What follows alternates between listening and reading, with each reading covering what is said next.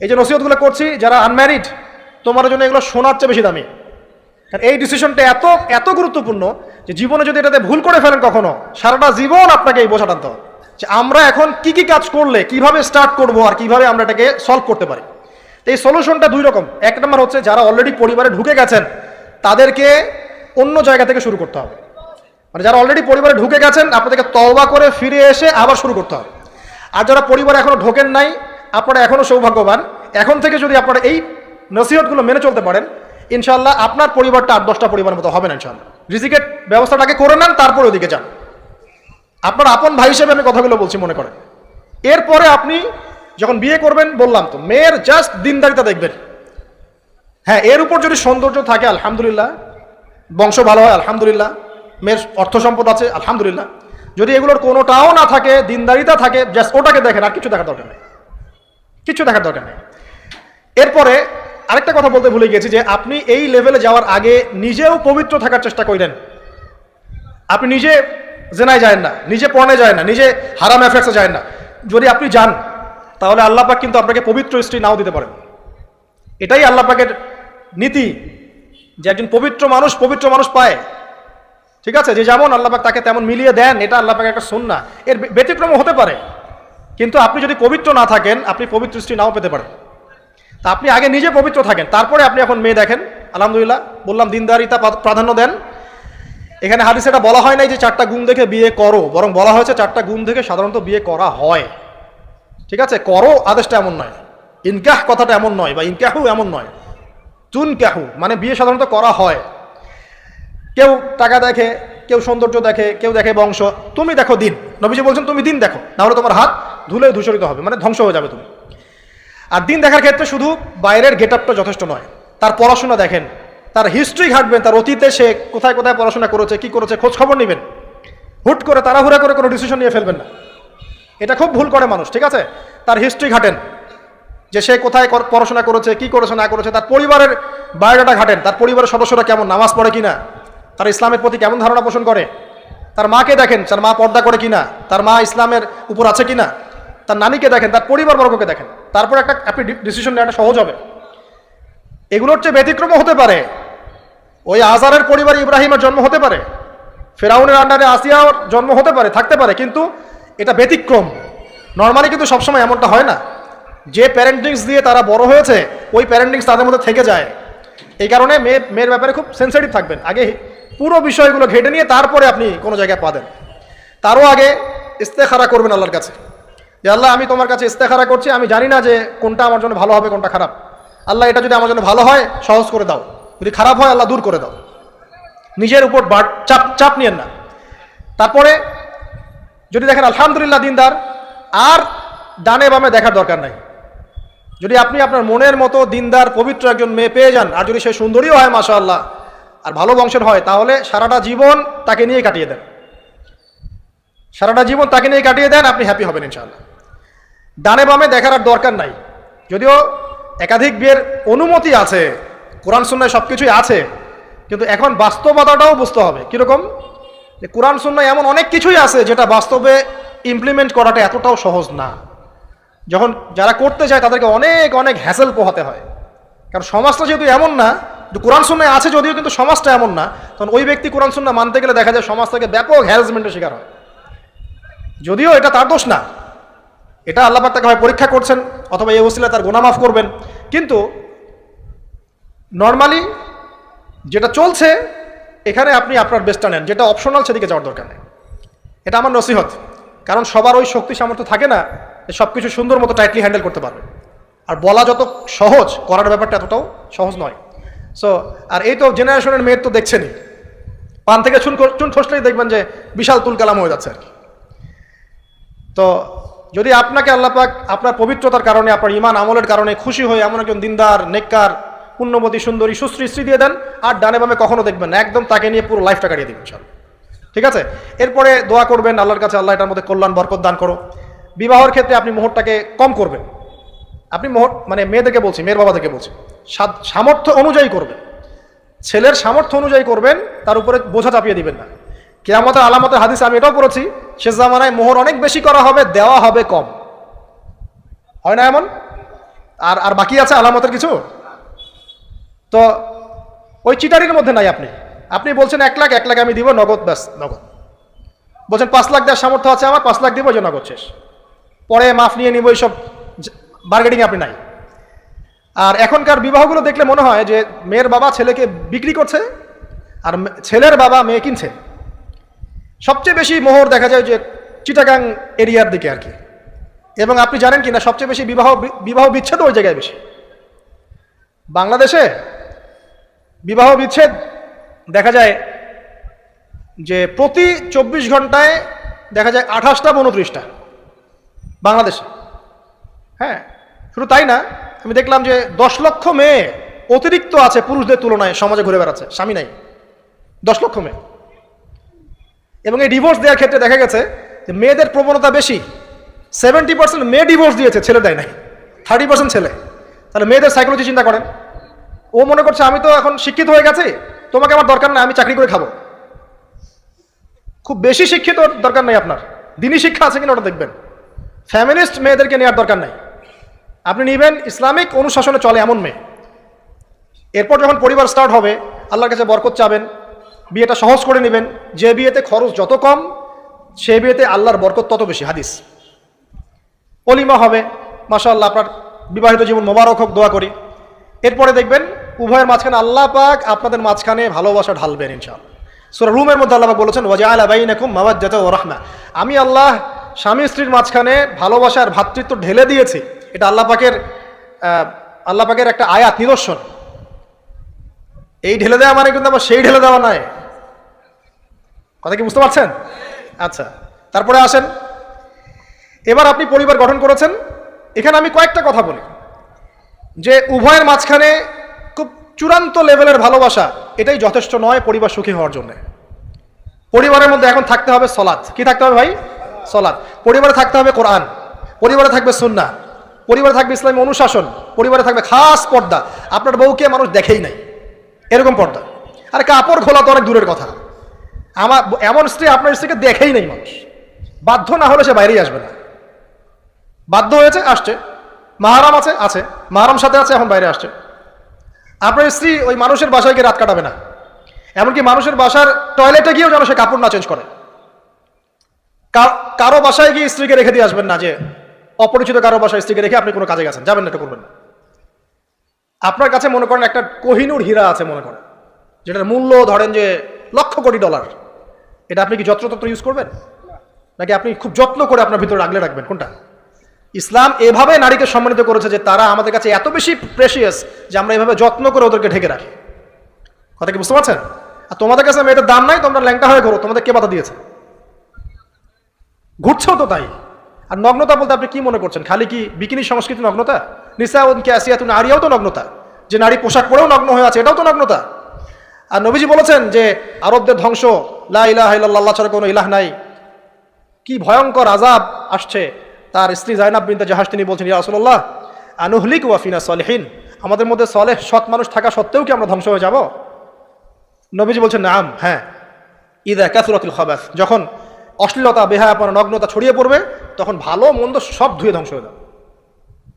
এই কারণে নিজে খুব ভালো আছি, ওরা খারাপ, ওদেরকে কিছু বলার দরকার নাই বলে ভালো হয়ে থাকার সুযোগ নাই। ওগুলো যত ছড়াবে, ভালো আলেম জালেম সব ধ্বংস হয়ে যাবে। আল্লাহ বোঝার তৌফিক দান করুন। এবার আপনি আপনার স্ত্রীর সাথে এভাবে হৃদ্যতা মহব্বতের সম্পর্ক রাখবেন আল্লাহর জন্যে। পরিবারের সবার পিছনে আপনি খরচ করবেন, তাদের হক দিবেন। কার জন্যে? পরিবার বর্গের কারো কাছে কিছু পাওয়ার আশায় না। এই ফিলোসফিটা বোঝেন। পরিবারের কারো কাছে থ্যাঙ্কস পাওয়ার আশায়ও না। আপনি আল্লাহর সন্তুষ্টির জন্য ওদের পিছনে খরচ করবেন, ওদেরকে ভালোবাসবেন, ওদের হক আদায় করবেন। কার জন্যে? আল্লাহর জন্য। এবং এর জন্য আপনি নেকি পাবেন ইনশাআল্লাহ। আর যদি আপনি তাদের কাছে কিছু আশা করতে যান, মনে মনে বেশি এক্সপেকটেশন রাখেন, তখন আপনি কি হবেন জানেন? আপনি পদে পদে কষ্ট পাবেন, পদে পদে কষ্ট পাবেন। দেখে নিয়েন, শুধু আল্লাহর হয়ে যান, মানে আল্লাহই আপনার আপন, আল্লাহ ছাড়া আপনি কাউরে চেনেন না। আল্লাহ পাক বলেছেন এগুলো করতে, আমি করি। আল্লাহ পাক ভালোবাসা দিয়েছেন সন্তানের প্রতি, স্ত্রীর প্রতি, বাসি। কিন্তু এটা এত অধিক মাত্রায় নয় যে তার কারণে আল্লাহকে ছেড়ে দিব। বা স্ত্রী সন্তান যদি আল্লাহর পথে চলার ক্ষেত্রে বাধা দেয়, আল্লাহকে ছাড়তে পারবো না, প্রয়োজন ওদেরকে ছাড়তে পারবো, এরকম থাকবে বিষয়টা। ঠিক আছে? আরেকটা কথা বলি, শুধু ভালোবাসাই আদর্শ দাম্পত্যের জন্য যথেষ্ট নয়। এখানে প্রয়োজন হচ্ছে একে অপরের প্রতি সম্মানবোধ থাকতে হবে, একে অপরের প্রতি বিশ্বাস থাকতে হবে। বিশ্বাস না থাকলে ওই পরিবারে শান্তি থাকে না। আপনি অনেক বড় আলেম, কিন্তু যদি আপনার স্ত্রী আপনাকে বিশ্বাস না করে, আপনি শান্তি পাবেন না। আপনি জানছেন আপনি ইনোসেন্ট, আপনি অনেস্ট, কিন্তু আপনার পরিবারের সদস্য, আপনার স্ত্রী আপনাকে বিশ্বাস করছে না, তখন আপনি পরিবারে সুখ পাবেন না। বিশ্বাস খুব ইম্পর্টেন্ট। আমি তো বলি যে ভালোবাসার চেয়ে বিশ্বাস বেশি ইম্পর্টেন্ট। কারণ আগে ইমান না আগে আমল? কোনটা আগে? ইমান মানে কি? বিশ্বাস না? আগে বিশ্বাস, তারপরে না আমল? ভালোবাসা একটা আমল, আর বিশ্বাসটা কি? ইমান। আমার প্রতি যদি আপনার ইমান না থাকে, তাহলে আপনি আমাকে ভালোবাসবেন কিভাবে? বিশ্বাস থাকতে হবে, স্বামীর প্রতি স্ত্রী, স্ত্রী প্রতি স্বামী। এবং এখানে পুরুষদেরকে সহনশীল হতে হবে, কারণ আপনার স্ত্রী সারা জীবনে আপনাকে প্রচুর পেইন দিতে পারে, এবং এটা মেয়েদের ফিতরত। এখানে সবরের জাজল্যমান দৃষ্টান্ত স্থাপন করতে হবে, নসিহত করতে থাকতে হবে ততদিন পর্যন্ত যখন আপনি দেখছেন যে হ্যাঁ এগুলোতে কাজ হচ্ছে। যদি করতে করতে করতে করতে কাজ না হয়, দেখা যায় এই ফিতনায় জর্জরিত থেকে আপনার দিনের পথে চলাটা ব্যাহত হচ্ছে, তখন আপনার উচিত হবে আসহাবুল কাহাফের মতো চিন্তা করা। ইশারা দিলাম, যথেষ্ট। পরিবারে পর্দা থাকবে, সন্তান হবে, এখন আলহামদুলিল্লাহ সন্তানদেরকে প্রতিপালন করবেন ওই যে মা হাজেরা তার মতো, ওই যে আপনার কি বলবো রাসূলুল্লাহ সাল্লাল্লাহু আলাইহি ওয়াসাল্লামের সাহাবায়ে কেরাম তাদের মতো করে। এমনকি আমাদের নবীজিকে তার চাচা, তার দাদারা যেভাবে লালন পালন করেছেন ভালোবাসা দিয়ে, হৃদ্যতা দিয়ে, এভাবে সন্তানকে ভালোবাসবেন, সন্তানের কথাগুলো শুনবেন, বাচ্চাদেরকে মূল্যায়ন করবেন। বাচ্চারা কি খাবার খাচ্ছে খুব ভালো করে খেয়াল রাখবেন। বাচ্চা নেওয়ার সময় বা বাচ্চা নেওয়ার চেষ্টা করার সময় দোয়া পড়বেন, এবং সবসময় সেজদায় নামাজে দোয়া করবেন পরিবারের জন্য, বাচ্চাদের জন্য। আল্লাহ আমার পরিবারের উপর শান্তি দাও, বাচ্চাদেরকে ভালো মানুষ বানাও। রব্বানা হাব লানা মিন আজওয়াজিনা ওয়া যুররিয়াতিনা কুররাতা আয়ুন ওয়াজআলনা লিল মুত্তাকিনা ইমামা। এই দোয়া বেশি বেশি করবেন। রব্বি হাবলি মিনাস সালিহিন বেশি বেশি করবেন। আপনার একটা নেক সন্তান আগামীতে এই উম্মতের দায়িত্ব নিতে পারবে ইনশাআল্লাহ। হাজার হাজার গবাদি পশু দরকার আছে, একটা ইব্রাহিম, একটা ওমর, একটা খালিদ বিন ওয়ালিদ আপনি জন্ম দিয়ে দেখান, ওই একজনই যথেষ্ট ইনশাআল্লাহ তাআলা। পারবেন না ইনশাআল্লাহ? সন্তানের কথা শুনতে হবে। প্যারেন্টিংস একটা বই আছে, বাজারে পাওয়া যায়, কিনে নেন। ওখানে প্যারেন্টিংসের অনেক টিপস আছে। সন্তান কি খাচ্ছে, কার সাথে মিশছে, কোন বন্ধুর সাথে খেলছে, আপনার কোন স্কুল কোন কলেজে পড়ছে, এগুলো খেয়াল রাখতে হবে। কোন ডিভাইস ইউজ করছে, বাসায় সন্তান কি পরিবেশ দেখে বড় হচ্ছে, পিতামাতার মধ্যে ভালোবাসা দেখে বড় হচ্ছে নাকি ঝগড়া দেখে দেখে বড় হচ্ছে, এটা খুব ইফেক্ট করে। সবচেয়ে বড় কথা, সন্তানকে পিছন থেকে আপনাকে বুস্ট আপ করতে হবে। আপনার সন্তানকে আল্লাহ পাক নির্দিষ্ট একটা প্রতিভা দিয়ে পাঠাবেন, হয় সে ভালো লিখতে পারবে, না হলে ভালো বলবে, না হলে ভালো খেলবে, না হলে কিছু একটা ভালো চিন্তা করবে, ভালো আর্ট করবে। ওর প্রতিভাকে ওর উপরে চাপিয়ে দিবেন না। ওর যে প্রতিভা আছে ওই প্রতিভা অনুযায়ী তাকে বেড়ে উঠতে দেন। হাতের আঙ্গুলগুলোকে জোর করে করে টেনে সোজা করার দরকার নাই, আঙ্গুল ভেঙে যেতে পারে। আঙ্গুলকে বাড়তে দেন। ওকে আল্লাহ পাক একটা রং দিয়েছে, একটা প্রতিভা দিয়েছে, ওকে বিকশিত হতে দেন। ওর গন্ধটা আমরা যেন পাই, ওর গন্ধ পরিস্ফুটিত হতে দেন। ওকে চাপ দিবেন না। এখনকার পরিবারে প্রচুর চাপ, দেখবেন যে সন্তানের পিতামাতারা চাপ দিতে দিতে সন্তান আত্মহত্যা করে ফেলছে, করছে না? রেজাল্ট খারাপ হলো, কি চাপ, কি করলি সারা জীবনে, এসএসসিতে A+ পাইতে পারলি না, বেচারা গলা লটকাইতে মরে গেল। কি হয়েছে? এসএসসিতে রেজাল্ট খারাপ হয়েছে তো কি হয়েছে? জীবনে এটাই সব কিছু? একটা না হয় দুর্ঘটনা ঘটে গেছে জীবনে, তাকে জীবন নষ্ট হয়ে গেছে নাকি? পিতামাতার চাপের কারণে, এই যে চাকরি পাইস না, সারা জীবন ধরে খাওয়াইলাম পড়াইলাম, চাকরি করতে পারিস না, আমাদেরকে দেখতে পারিস না, চাপ দিতে দিতে বেচারা এখন মাদকের দিকে। পরিবারের চাপ নিতে পারে না, ওই যে মাদকের কাছে গিয়ে শান্তি খুঁজতেছে, তারপরে ওই যে পতিতালয়ে গিয়ে শান্তি খুঁজতেছে, ওই গার্লফ্রেন্ডের কাছে শান্তি খুঁজতেছে। তো পরিবার থেকে চাপের এই সংস্কৃতি বন্ধ করতে হবে।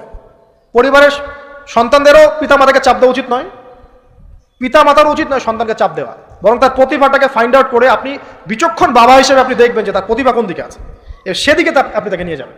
আর যদি আপনি আল্লাহওয়ালা হন, দেখবেন ইনশাআল্লাহ তার প্রতিভা ইসলামের দিকেই থাকবে ইনশাআল্লাহ। ইমাম বুখারীর মায়ের কথা শোনেন নাই? তার মা সারাদিন কান্নাকাটি করে দোয়া করতো, আল্লাহ আমার ছেলেটাকে দিনের জন্য কবুল করো, আমার ছেলেটাকে দিনের জন্য কবুল করো। তার চোখের সমস্যা ছিল, তিনি চোখে ভালো করে দেখতে পারতেন না, মায়ের দোয়ার বদৌলতে আল্লাহ পাক তার চোখের সমস্যা দূর করে দিয়েছেন। এখন ইমাম বুখারী রাহিমাহুল্লাহর কিতাব সবাই পড়ছে না? একজন মায়ের তাড়না দেখেন, মা সন্তানের জন্য দোয়া করবে, আল্লাহ আমার সন্তানটাকে দিনের জন্য কবুল করো। বাবা দোয়া করবে, আল্লাহ আমার বাচ্চাটাকে দিনের জন্য কবুল করো। এই যে বাবা নূহের তাড়না দেখেন, ইব্রাহিম আলাইহিস সালামের তাড়না দেখেন, রব্বি হাবলি মিনাস সালিহিন, আল্লাহ আমাকে সুসন্তান দান করো। চাপ দিয়েন না, সন্তানের প্রতিভা অনুযায়ী আপনি তাকে বিকশিত হতে দেন, ইনশাআল্লাহ দেখবেন একদিন সে আপনার মুখ উজ্জ্বল করবে ইনশাআল্লাহ। আর চাপ দিলে কি হবে জানেন? অকালেই ঝরে পড়বে, অকালে ঝরে পড়বে, ওর মাইন্ডটা বিক্ষিপ্ত হয়ে যাবে, তখন পরিবার থেকে তার একটা দূরত্ব সৃষ্টি হবে। আর ওই সুযোগ শয়তান নিবে, খারাপ বন্ধুর পাল্লায় পড়বে, আয় গাজা একটা টান দে, আয় একটু ইয়াবা খা, একটু এটা কর সেটা কর, আস্তে আস্তে দেখবেন হারাই গেছে অন্ধকার জগতে। অন্ধকার জগৎ একবার হারাই গেলে আর ফিরে পাবেন না। এটা কি প্র্যাকটিক্যাল কথা না ভাই? মেয়েকে চাপ দিবেন, দেখবেন যে বেঁকে বসছে। যদি ছোটবেলা থেকে মেয়েকে আপনি সুন্দর হিজাব পোশাক তরবিয়ত দিতে পারেন, এই মেয়ে বড় হয়ে ইনশাল্লাহ বেলাইনে যাবে না। কিন্তু ছোটবেলা থেকে ওকে যদি আপনি নায়িকাদের মতো মানুষ করেন আর বড় হয়ে পস্তাবেন আমার মেয়ে কেন ছেলের হাত ধরে পারা গেল, এটা তো আপনার জন্য হয়েছে। ছোটবেলা থেকে এই সন্তানের অনুশাসনটাকে ঠিক করতে হবে। ওই যে বললাম, পিতা মাতা যদি দিনদার মুত্তাকি পরেজগার হয়, তাদেরকে দেখেই সন্তান শিখবে। আমরা যখন সেজদা করি, আমাদের ছেলেমেয়েরা পিঠে উপরে উঠে আসে না? ওরাও দেখবেন সেজদা করা ট্রাই করে না? মসজিদে নিয়ে আসেন বাচ্চাকে, দেখবেন ও দেখে দেখে দেখছে যে কি করছে এরা, কি করছে। ও তখন নিজেও একটু হাত বাঁধার চেষ্টা করে, এমন করে দাঁড়া থাকে, খেয়াল করে নাই? হাত তুলে। বাচ্চারা দেখে শিখবে, পরিবারে দেখে বাচ্চারা শিখবে যে পিতা মাতা কেমন, কিভাবে কথা বলে, পিতা কেমন করে মায়ের সাথে কথা বলছে, মা কেমন করে পিতার সাথে কথা বলছে, সে ওইভাবেই কথা বলবে।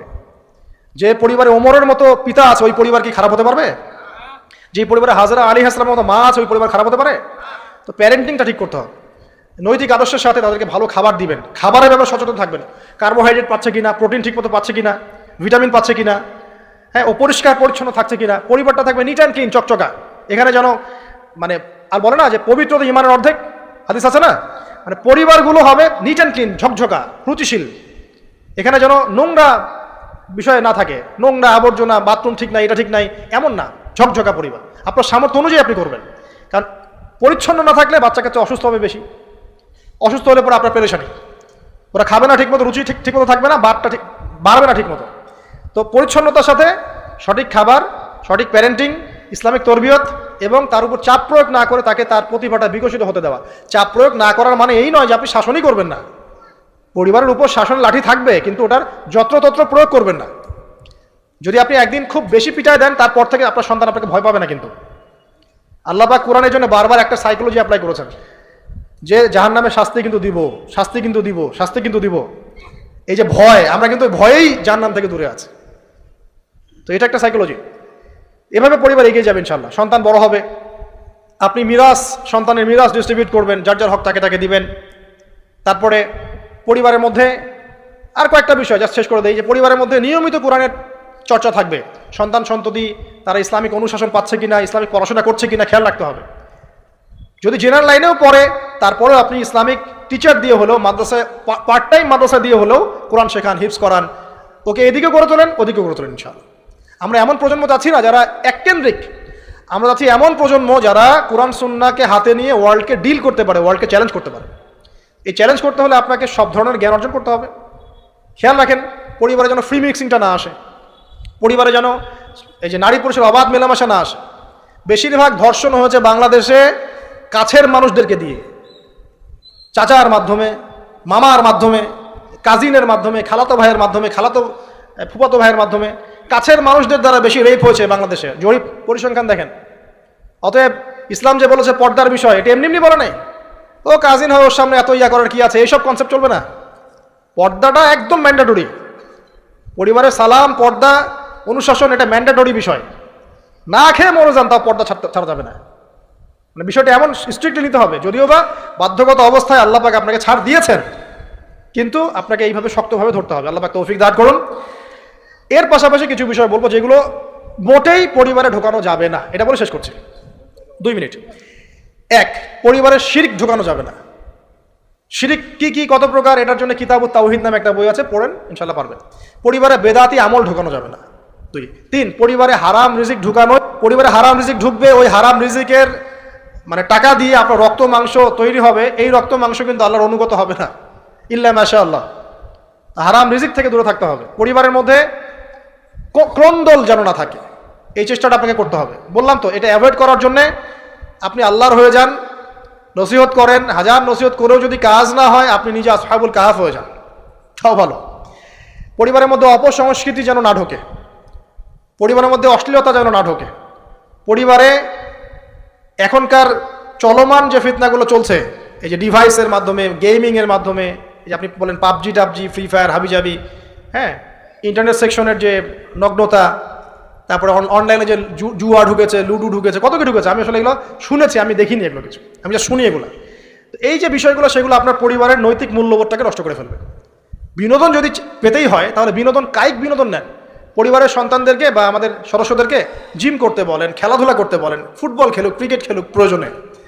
যদি গান শুনতে চান ইসলামিক নাশিদ শোনেন, ঠিক আছে, কৌতুক চান ইসলামিক রসিকতা করেন, ঘোরেন, প্রয়োজনে পরিবারবর্গকে নিয়ে ঘুরেন, দেশটা ঘুরে আসেন, ট্রাভেল করেন, ঘোরেন, আল্লাহর নিদর্শন দেখেন, এটাও তো এন্টারটেইনমেন্ট নাকি? পরিবারকে সময় দেন, পরিবারকে সময় দিয়ে আপনি এই যে প্রাকৃতিক বিনোদনের দিকে চলে যান, ডিভাইস কেন্দ্রিক বিনোদনের দিকে যান না। নাহলে হবে কি, মাথাটা ওই ডিভাইস কেন্দ্রিক হয়ে যাবে, অস্থির, এবং এই মাথার মধ্যে আর কোরআন সুন্নাহর সঠিক জ্ঞানটা ঢুকবে না। তো এই কাজগুলো যদি আমরা না করি ইনশাআল্লাহ পরিবার ভালো হবে। আল্লাহ রাব্বুল আলামিন আমাদের সবাইকে আদর্শ ইসলামিক পরিবার গড়ে তোলার তৌফিক দান করুন, আমিন। আর তাদের কথা বলে শেষ করি যে যারা অলরেডি ঢুকে গেছি, এই সমস্যাগুলো ফেস করছে, এখন 1 নাম্বার কাজ ভাই, আগে তওবা করে আল্লাহর কাছে ফিরে আসতে হবে যে আল্লাহ আমি জীবনে যা ভুল করেছি, এখন থেকে আর ইনশাআল্লাহ আমরা এই আল্লাহ দ্রোহী কোনো কাজে যাব না। এই তওবা ইস্তেগফার করে আপনার স্ত্রীকে ঠান্ডা মাথায় বোঝানোর চেষ্টা করতে হবে যে দেখো আমরা তো এক পর্যায়ে পর্যন্ত চলেছি, জীবনটা তো অনেকদিন চলেই গেল, একসময় মরতে হবে। তো আমরা আল্লাহ এবং তার রাসূলের কথা শুনি, ফিরে আসি, অল্প অল্প করে শুরু করে নামাজটা পড়ো, তুমি একটু পর্দাটা করো। প্রথমে খাস পর্দা করছে না হয়তো, আপনি বলেন মাথায় কাপড়টা দাও অ্যাটলিস্ট, হ্যাঁ, বাইরে সবার সামনে যেও না, দিনকাল ভালো না, এখন মেয়েদের ইজ্জত সম্মানের ঝুঁকি হচ্ছে, এভাবে বোঝানোর চেষ্টা করেন। আস্তে আস্তে তওবা করে ফিরে আসলে পরে তখন আপনি নামাজটাকে বাড়ান, নফল আমল বাড়ান, দান সদকা বাড়ান, এবং বেশি থেকে বেশি আল্লাহর কাছে দোয়া করেন, আল্লাহ আমার পরিবারটাকে হেফাজত করুন, আল্লাহ আমার পরিবারটাকে হেফাজত করুন, বলতে থাকেন। এবং দিনই কাজে পরিবারকে ব্যস্ত রাখেন, এবং এরকম আদর্শ পরিবারগুলোর মধ্যে একটা কমিউনিটি গড়ার চেষ্টা করেন, অভ্যন্তরীণ যোগাযোগ রাখার চেষ্টা করেন। নাহলে একা একা তো চলা যাবে না। আপনি আদর্শ পরিবার গড়েছেন, পাশের বাড়ির লোকটা করে নাই, তখন সেখানে গিয়ে আপনার সন্তান শিখবে, সেখানে গিয়ে আপনার স্ত্রী শিখবে।